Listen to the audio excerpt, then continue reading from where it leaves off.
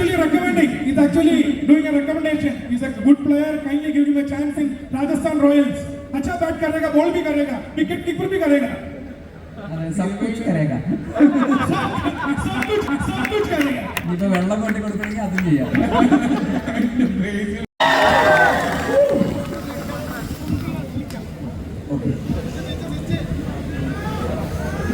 എല്ലാവർക്കും നമസ്കാരം. പ്രിയപ്പെട്ട ചാലക്കുടി എല്ലാവർക്കും നമസ്കാരം. വേദിയിലിരിക്കുന്ന ഏറ്റവും പ്രിയപ്പെട്ട സുഹൃത്തുക്കൾ സഞ്ജു, പ്രവീൺ, ദിലീപേട്ടൻ, റാഫേലേട്ടൻ, എല്ലാവർക്കും മറ്റ് കേരള ഇൻഫ്ലുവൻസസ് കമ്മ്യൂണിറ്റിയുടെ ഭാരവാഹികൾ എല്ലാവർക്കും എൻ്റെ നമസ്കാരം. Thank you. എല്ലാവർക്കും സുഖമല്ലേ?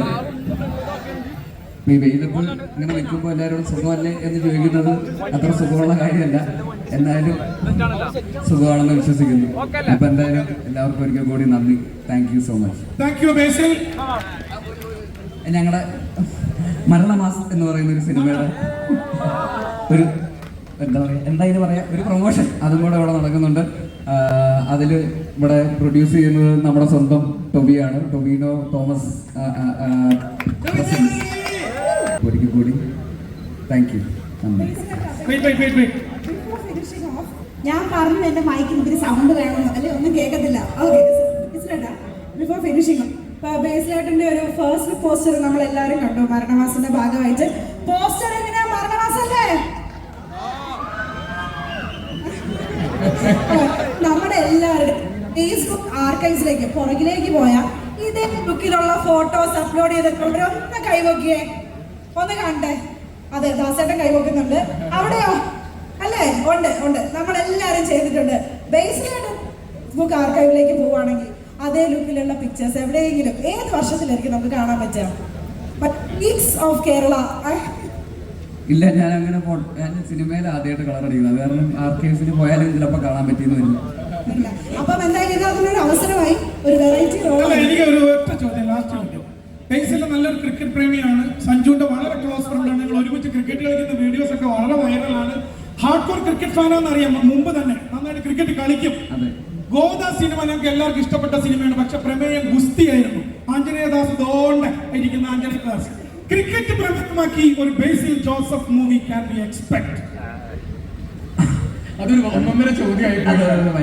പക്ഷെ വേറൊരു കാര്യമുണ്ട്, ഇത് വളർന്നു വരുന്ന നല്ല ക്രിക്കറ്റ് കളിക്കാർക്ക് വേണ്ടിയിട്ടുള്ള ഒരു ഇനിഷ്യേറ്റീവ് ആണെന്നാണ്. അപ്പോൾ അതിന്റെ ഭാഗമായിട്ട് എനിക്ക് വല്ല അവസരവും രാജസ്ഥാൻ റോയൽസ് ക്രിക്കറ്റ് ടീമിലോ ഞാൻ നന്നായിട്ട് ബോൾ ചെയ്യും, ബാറ്റ് ചെയ്യും. He's actually recommending. He's actually doing a recommendation. He's a good player. Kindly give him a chance in Rajasthan Royals. अच्छा बैट करेगा, बॉल भी करेगा, विकेट कीपर भी करेगा. सब कुछ करेगा. सब कुछ करेगा. ये तो वेल्ला कोटी കൊടുക്കണമെങ്കിൽ അതും ചെയ്യാം.